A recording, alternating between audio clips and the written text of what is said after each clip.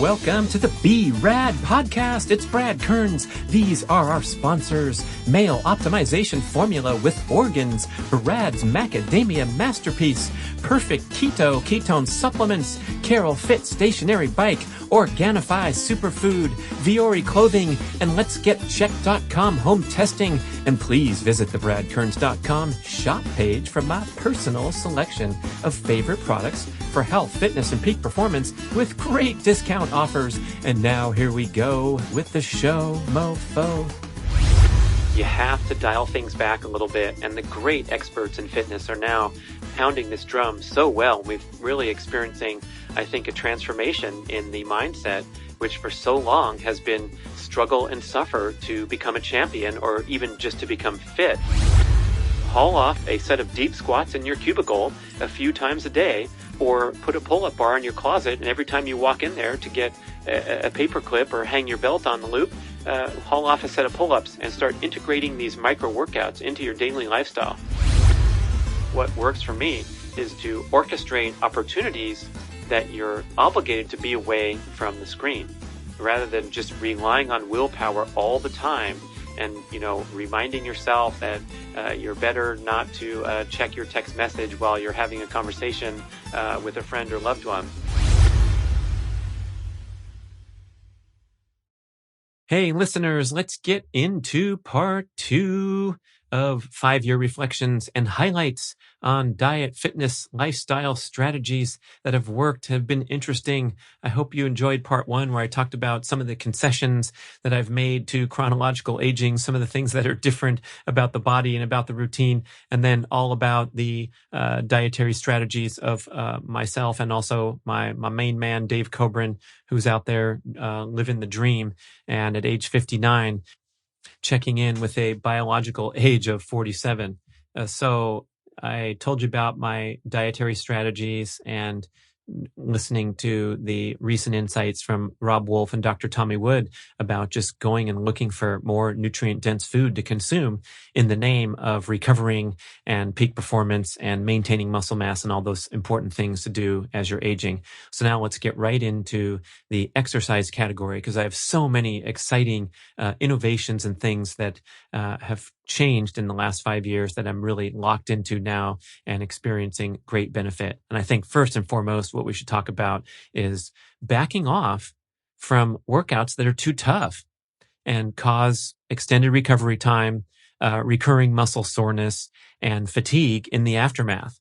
So the problem is, when you're out there, whether it's the pickup basketball game and you're holding the court with your team, and so you went for 2 hours instead of 1, or whatever it is that you love to do and you get pumped up and excited to do it, that could mean running in the group and the heart watch is beeping because you're exceeding your aerobic heart rate, and every Tuesday night these guys like to hammer it on the trails and you like to stay with them and you feel great and you high five at the end. Or in my case, I'm going to the empty track and field stadium, but I'm so psyched, I'm so pumped up, it feels like I'm walking into Olympic Stadium representing the great nation of, I'm still trying to pick a nation so I can compete in the Olympics. So I'll let you know who's on board there. Might be Guam. I think they allow citizenship pretty quickly and you can get on their Olympic team. Might be St. Croix, United States Virgin Islands. We'll see. But anyway, representing my great nation of choice and going and competing in the Olympics. That's what I feel like when I'm in the empty high school stadium, hopping the fence, throwing my high jump standards over the fence and setting them up. And I get so pumped up and so excited that I have a tendency to overdo it because I love lighting up that competitive intensity so much. But looking long term, respecting the age group category that I'm in, and also the proper way to train, you have to dial things back a little bit. And the great experts in fitness are now pounding this drum so well. And we've really experiencing, I think, a transformation in the mindset, which for so long has been struggle and suffer to become a champion or even just to become fit. And now you have guys like Dr. Craig Marker and his wonderful article, Hit versus Hurt, that you can find on breakingmuscle.com, Joel Jameson at 8. That's the number 8weeksout.com, training the world's leading MMA fighters with a kinder, gentler approach. Dr. Phil Maffetone, former podcast guest, has been speaking this way about the incredible importance of protecting your health as you pursue extreme fitness goals for decades. And people are finally listening that you don't have to kill yourself to get fit.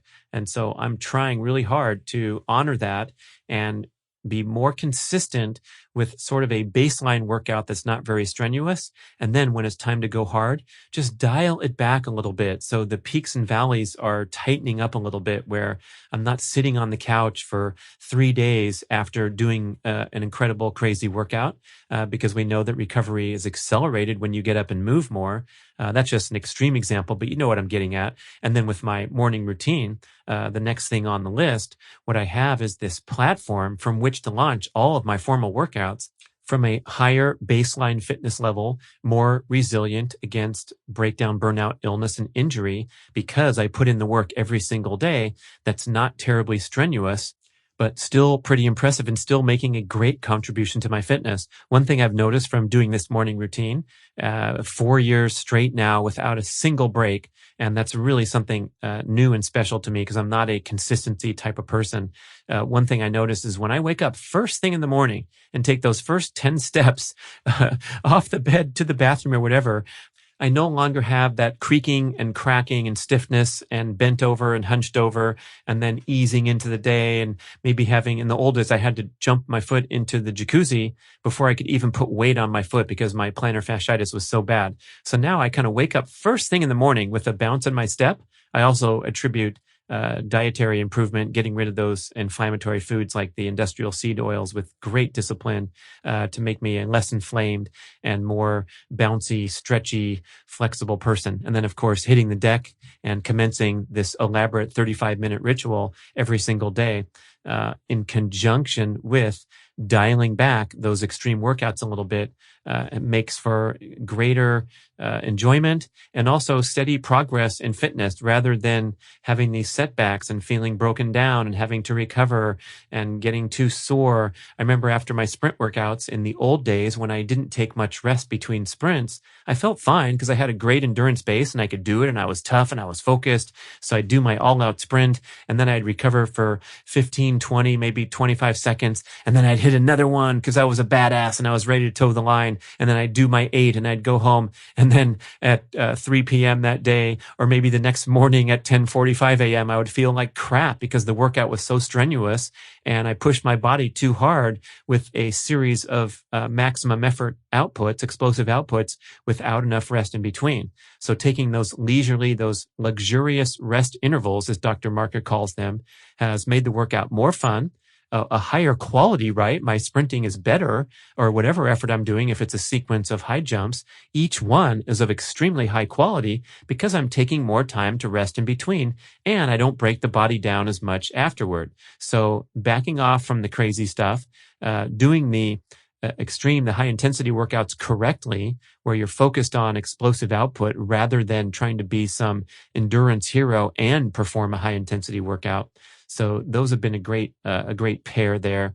And I think the other incredible innovation that I'm happy to say I'm on the ground floor of and really trying to promote is the concept of micro workouts. So changing our mindsets, our collective mindsets, that a workout has to be this super formal thing where you block off some time on your calendar and make this huge production that lasts a long time and gets you pretty darn tired and sweaty and exhausted. And who knows if it's involving a personal trainer, or you have to get in the car and drive over to the club and get into the room at the precise time and complete the workout. And it's fun, it's great, but there is a lot of attrition and fallout in the fitness industry. That's the worst kept secret of the fitness industry, that, you know, people get gung-ho for a while unless they're that distinct population of long time, hardcore CrossFit people or spinning people or gym people or endurance running people. There's a lot of people that come and go because the approach is too difficult, too strenuous.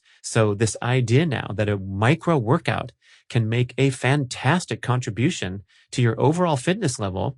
It can also help address your objective to move more frequently in general everyday life, and can also get you fit in sort of a quote under the radar manner where you're not taxing yourself to where you need extensive recovery and have those risk factors that come from muscle soreness, fatigue, burning out from a workout that's too difficult that you only find out later. If you can just haul off a set of deep squats in your cubicle a few times a day, or put a pull-up bar in your closet, and every time you walk in there to get a paper clip or hang your belt on the loop, haul off a set of pull-ups and start integrating these micro workouts into your daily lifestyle, you will have an explosion in fitness.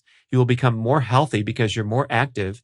You'll turbocharge fat burning because every time you get up from a position of stillness, even for as little as 15 minutes, you start to become worse at burning fat and less glucose tolerant for even brief periods of stillness. So every time you get up, you start kickstarting fat burning again. And it's a wonderful way to make it through the day. And it's not a lot to ask. That's the big thing, because the barrier to entry to a fitness lifestyle seems to be, I just read a study from ACE on the wonderful Carol Fit stationary bike workout that I promote with my advertisements and really love, because the workout protocol is 8 minutes and 40 seconds long. And you do this great sprint workout where you do a maximum effort sprint of just 20 seconds, 2 times in the workout. The rest of it's warm up and cool down. And it has science backed a great improvement in your fitness level in a very short time. And you get more benefit from a short workout that has some explosive effort than you do from a steady state workout that lasts for much longer, especially if it's slightly too strenuous. And then you get into that burnout mode that's so common for people. So micro workouts is a great way to protect against those risks of a chronic approach to fitness, and just, build up over time. And I put those examples up where if I have a hex bar loaded with 200 pounds of weight and it's on the side yard on the way to the trash can, and my rule is every time I throw the garbage away out of the kitchen garbage, I do a single set, at least, maybe sometimes more, but a single set of deadlifts, maybe 6 or 8, lifting what for me is a paltry weight, or for most people that are listening, if you're into strength training, 200 pounds is not a big deal. But guess what? If I lift that thing 6 or 7 times, and I do that several times a week, 1,400 pounds each time I do this mini set, that doesn't tax me. It doesn't mess up my workout the next day. It's just something to do when I throw the garbage away. In a year's time, I've lifted hundreds of thousands of pounds and put my muscles under that load that helps preserve bone density, improve muscle mass, improve muscle strength, all that stuff. So micro workouts, really a great breakthrough in the fitness scene. And I think the other thing for me personally with my exercise routine is just rethinking this obligation to engage in steady state cardio as an objective. And I wrote a whole article, a 2-part article on marksdailyapple.com.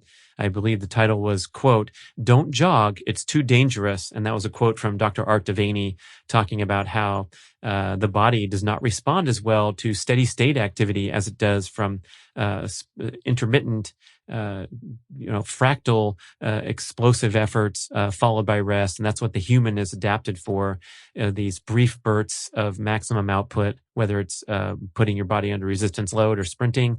And then in terms of the steady state stuff, we're better off doing fat burning workouts that are extremely comfortable and, promoting of all kinds of health benefits. So the difference between, let's say, walking down to the post office and walking home, or going for a nice hike on the weekend, or doing things that are not strenuous, not taxing, fantastic health benefits all the way around, no downside. But then when we see the people in the gyms whose faces are panting and turning red as they're climbing the stairs or trying to finish through their Peloton workout at home with the instructor urging them on to do yet another sprint up another hill, and these workouts turn to stressful rather than energizing and rejuvenating, because the heart rate is exceeding that maximum aerobic heart rate, that key cutoff, which corresponds to 180 minus your age in beats per minute.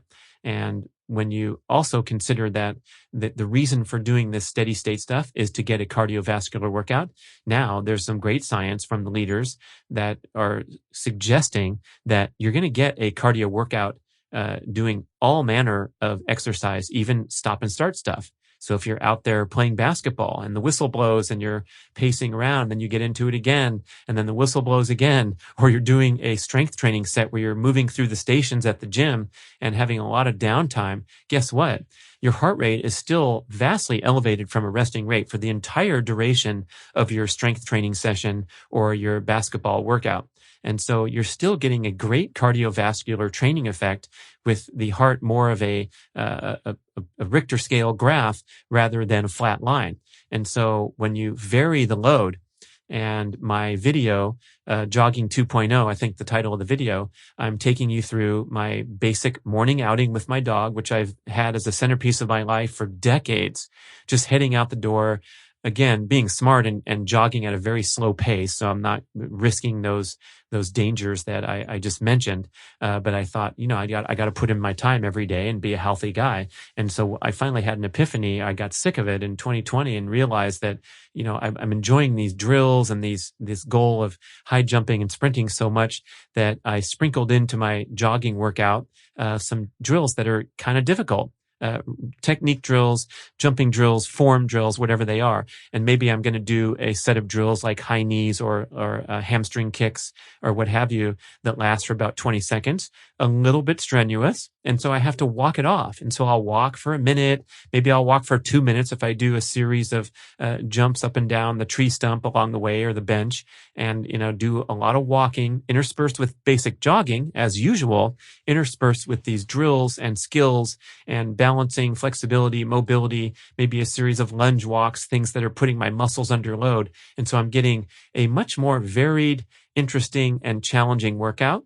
I'm still getting a fantastic cardiovascular training effect, but I'm not risking the downsides of this steady state cardio that are so prominent now. And you can see from great leaders like Dr. James O'Keefe, his TED Talk called Run for Your Life, but not too far and at a slow pace. You can also search YouTube for a very brief take on the subject from Dr. Doug McGuff, author of Body by Science. And I think the title is There's No Such Thing as Cardio.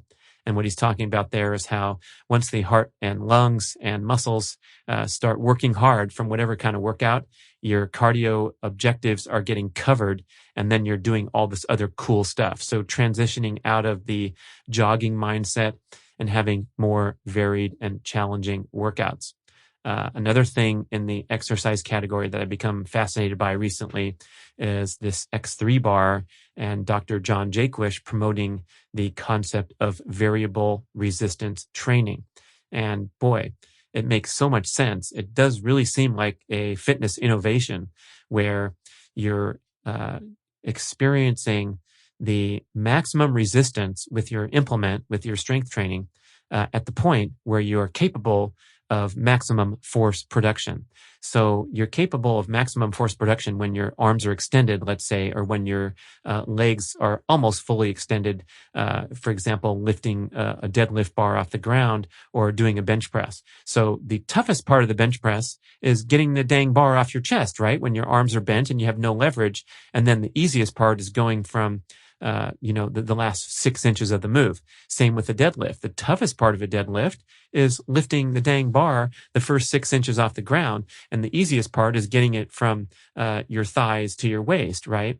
Now, the problem with traditional weights is that your workout is constrained by the amount of weight you can lift at the point of least force production, right?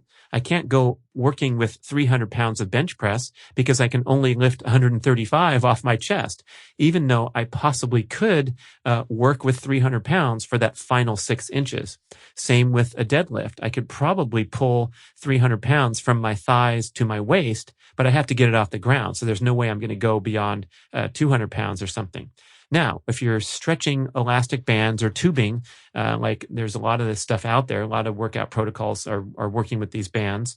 I also like using stretch cords, CORDZ, stretch cords. I've been using those for years. They originally came out for the swimmers to do dry land training, and you can do a whole bunch of upper body work using those things. But again, your point of maximum resistance with a stretchy band is when you're stretching the band to the maximum, right? So it's the easiest at the start of the move, and then it gets harder and harder and harder as you stretch the band further and further away from your body. So if you're thinking of this X3 bar and the concept of doing a deadlift with that, you're starting from, let's say, the ground, not really, but you're close to the ground, and you're stretching this band as you stand up, and it gets harder and harder and harder. And the most difficult part is the last part, going from your thighs to your waist. So it's the exact opposite of a heavy weight, where the point where you're getting the best workout, the best muscle stimulation, is also where you can put out the most force. And so the concept here is that in a short time, you can get a really, really challenging workout beyond what you could imagine lifting heavy weights, because of this point of maximum force production where you're able to really work hard. And then when you perform to almost to fatigue, through how many reps I can do with a deadlift or a bench press using the X3 bar, then you continue the effort through a minimum or a reduced range of motion. And so you're not stretching the band all the way to the end anymore because you're too tired, but you're doing sort of a halfway chest press or a halfway deadlift. And what happens here in this magical time of, whatever it takes, 15 or 20 or 30 more seconds of movement, is that your muscles become totally fatigued like you've never seen before working with the weights, because you've put the weight down by then. Because if you were trying to do one more bench press after you do your set of 8, the thing's going to collapse on your chest, right? So you can go to the point, the no man's land where you've never been before, and get a phenomenal workout in a very short time. I'm big on Dr. Jake Wish and the X3 bar. He's been a podcast guest. He makes a lot of sense. He's got a lot of good research behind him. But again, you can use this concept even with something like the stretch cords, where I'll do my wood chopper abdominals. You can see that workout I do on the Day in the Life of Brad Kern's video. But you just go, pull that stretch cord all the way out. And then when you get tired, start doing some mini reps where you're not pulling the cord all the way to maximum, but your muscles are just hanging on for dear life. And when you're done with these short sessions, oh my gosh, the progress that you can make in a short time is really awesome. And I'm all in favor of anything that reduces the time commitment required and increases the results. And the other cool thing about working with stretch material is that you don't overload the joints when you're putting the bar down on the ground, and you don't have that eccentric contraction that promotes muscle soreness. So again, you're getting sore from a weight workout due to the eccentric phase, which is the returning of the bar to the ground, like lifting the deadlift and then lowering that bar down to the ground. That's when you start to bust up those muscle fibers and cause those micro tears that result in soreness. And I'm really frustrated, even though I've been trying in my adult life in the last 15 years at least to make a good commitment to weight training. Oh my gosh, the post-exercise soreness is so frustrating because it interferes with the main priority workouts that I have. Let's say the sprinting and jumping. If I go to the weight room and I'm limping the next day, that ain't good. Okay, so those are the highlights of my exercise progressions and latest, greatest stuff over the last 5 years, and kind of dialing in what I feel is like the best routine I've ever had today. And just a quick recap, because we talked about so much during exercise: backing off from those workouts that are too tough and cause muscle soreness, recurring soreness, and extended recovery time. Emphasizing the micro workouts where you're getting fit under the radar. Rethinking the whole concept of steady state cardio and jogging, and doing workouts that are more varied and challenging, but still delivering an awesome cardiovascular training effect. And then this concept of variable resistance training. Check it out at x3bar.com, learn more, and I think you're going to be interested. Okay. I also talked in this realm about doing my morning flexibility, mobility, core strengthening, leg strengthening routine, and establishing that baseline of consistency, and also that emphasis on injury prevention, especially in the older age groups. Okay, other things that have come into the mix that have been really great is the cold plunge. And you probably saw the video. Hopefully you can go check it out. Brad Kern's chest freezer cold plunge. So I have my simple chest freezer setup, which is the greatest 24/7 home therapy, affordable home therapy access where you can always jump into a freezing cold tub of water, get that instant hormonal burst and all the health benefits, the anti-inflammatory, the brain boosting cognitive function, blood circulation, immune boosting benefits. And also what I always try to emphasize is I feel like there's some amazing psychological benefits where the act of jumping into freezing cold water,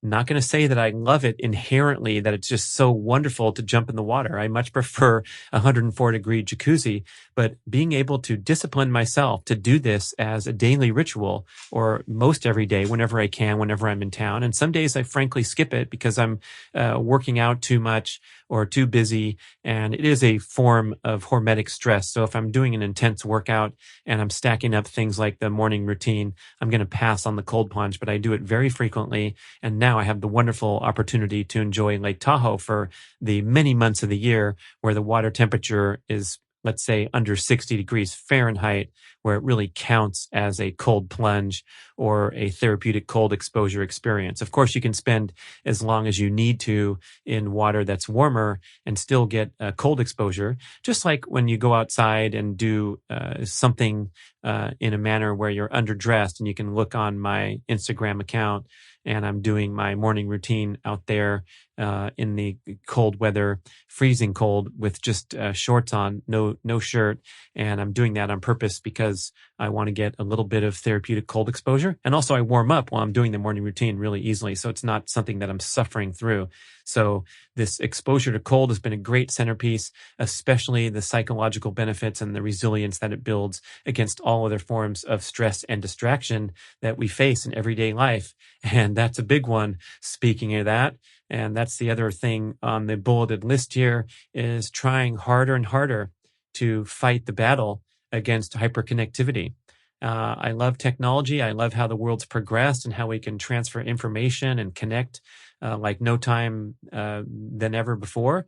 But there's so many downsides to it. And I really have a heavy heart when I see the life that my kids are living in comparison to the things I did with my downtime and free time, and how we have constant access to screens, constant access to entertainment. So I think we're obligated today to exercise extreme discipline and still be the boss over technology rather than letting it rule our lives. We still haven't had the breakthrough of artificial intelligence being smarter than humans. So we can still take control here, people. We can still call the shots. We can still use our thumb to push and hold that power off button on the side of the phone and turn that puppy down. But I'm right there with everyone else fighting this battle. It's tough. It's challenging.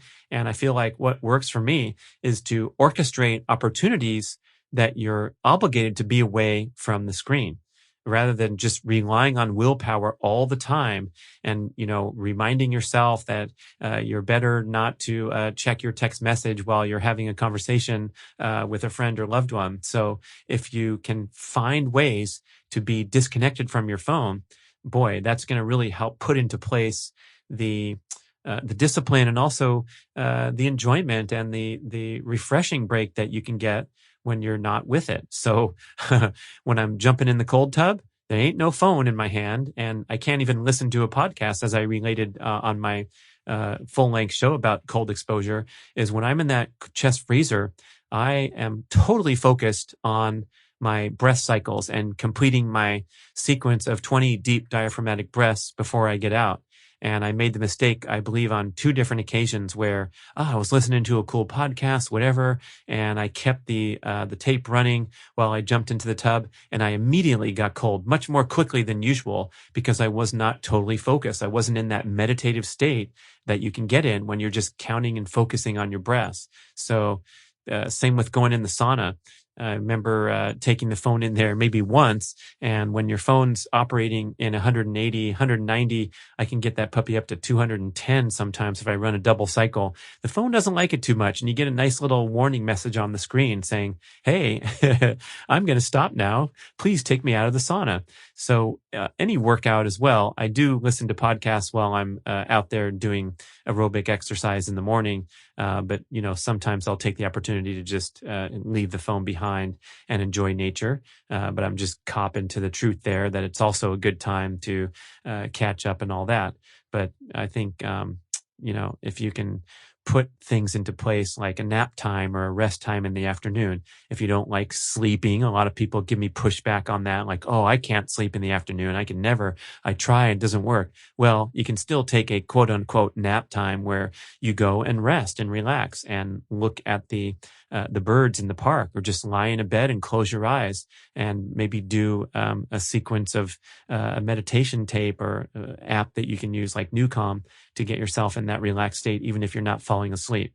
But time away from the phone, orchestrating time away from the phone is a huge deal. You can make family rules. I know a lot of families, or the recommendation is to put this big mixing bowl on the kitchen table, and the teenagers are obligated to go toss their phone in there when the clock strikes 9:30 or 10 p.m. What a wonderful idea. Okay. So finishing up the reflections and the different categories, I also think that there's been a lot of progress talking about mindset and how important that is to formulate an empowering mindset to deal with all the things that we face, especially in stressful modern life. I mean, right now with the quarantine, a lot of anxiety, a lot of uncertainty, a lot of setbacks, a lot of real life things that people are dealing with. And I think any of us are capable at any time of going there in our minds and starting to obsess and worry and kind of reflect on things that could go wrong, or things that have happened to us already, and we're still reeling and second guessing and wishing things could be different. I love the comment from Dave Rossi on this topic, where he says that you're obligated to, in pursuit of happiness, it's not a pursuit where you're trying to go and make yourself happy by going on the roller coaster or filling up a bunch of shopping bags at the shopping mall. It's more about, lasting happiness is more about removing the things that make you unhappy. And then when the smoke clears, you're left with your state of natural and blissful happiness. It's a really powerful concept to think about. Instead of going out there and, getting your feelings hurt in pursuit of happiness, just get rid of the stuff that makes you unhappy. And I think largely, a lot of those things are located in our minds and our ability to ruminate.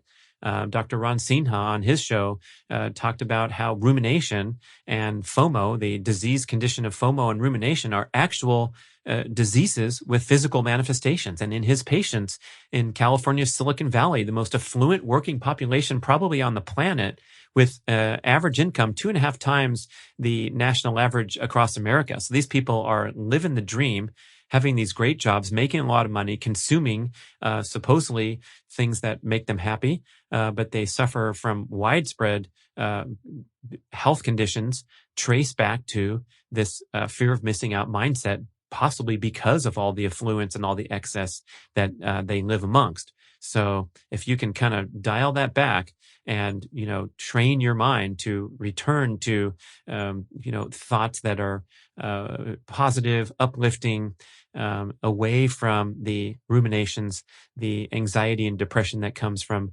worrying about the future or lamenting about the past, that's when you can just kind of take the pressure off and realize that happiness is within your grasp at all times. Another thing Dave says is, whenever you experience fear and anxiety, redirect your thoughts to your values and your vision. And it's a kind of a calming idea for me that, we can always go look at that big picture. Well, the reason I'm doing this job that I'm really frustrated and afraid about now is because that's my passion and that's my calling. And then you can kind of recalibrate really quickly. I think also related to this, that's interesting to me anyway, is this concept of manifesting and all that stuff that is easily misunderstood or scoffed at when we dramatize it to the person manifesting the Ferrari or the Wonder Man with the slight beard growth and the Ferrari and the private jet, and that's what you're going to manifest and bring into your life. And I think that's kind of the bastardization of the concept of that which you think about and that which you focus on and dream about tends to be where you end up.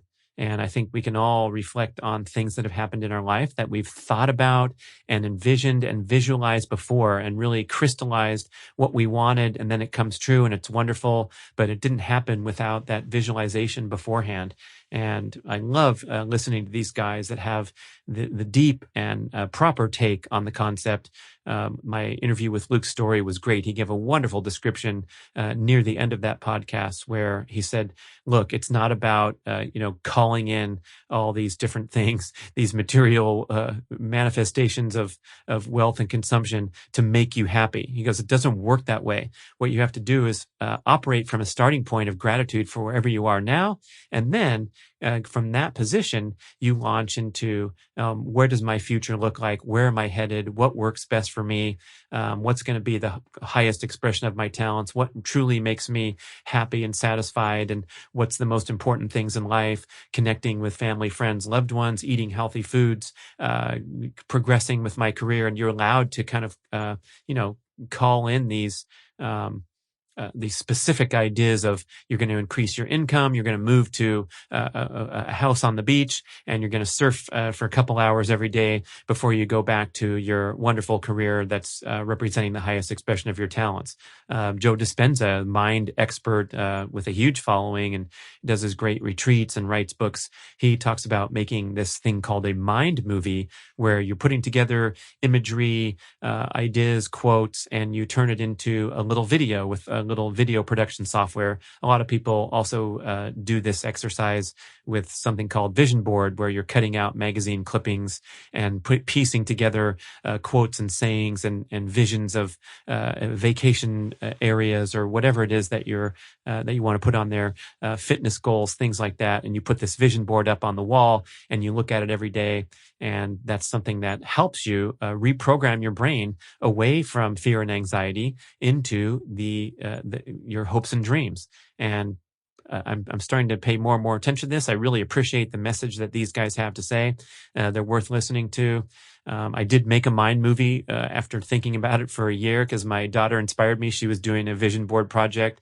And boy, what she came up with, and you look at the work she put into it, and all the different clippings that she found and different affirmations she wrote on there, I looked at it and I said, you know what? Just doing this, just finishing this project is an incredible and huge achievement. That goes without saying, even if everything on the list doesn't happen for you exactly, it's just putting it together and, showing yourself what a meaningful and rich and rewarding life is all about is a wonderful experience. So I did the digital version and it lasted it was probably like a minute and 20-second video or something, and you're supposed to watch it every single day, like over and over, right? But it kind of got to be too much for me. So I put it into a fast motion thing. And now it's like a 15-second video. But of course, I'm familiar with all the imagery that passes by me so quickly. And there's the group hiking in Hawaii, and there's the next vision, and there's the next one. But I already know it and I internalize it and I can watch it over and over because it's only 15 seconds of my day. Great stuff. So I thought I would put in that plug for the mindset and the visions and the positive attitude and believing in yourself and all that great stuff that comes with it. And that's our package of 5 years of reflections and highlights, part 2. Again, to summarize everything, part 1 talked about some of those chronological aging concessions and recalibrations of your goals and your approach. We talked about Dave Kobrine doing his great routine and his diet and his self-quantification, proving things that are working, doing the weights and the sprints and the early morning jog and the cold plunge and the sauna, great inspiration for all of us. And then I went through also my dietary changes and strategies that were covered in the first show. And then this show started with all those exercise points, the backing off from the overly stressful workouts, integrating the micro workouts, rethinking cardio, getting into this variable resistance training concept, doing that morning routine every single day, getting into cold plunging, fighting that battle against hyperconnectivity, and doing the mindset and the manifesting. So there you go. Thanks for listening, everybody. What do you think? Send some feedback. We love to hear from you. Podcast@bradventures.com. Thank you so much for listening. Have a great day.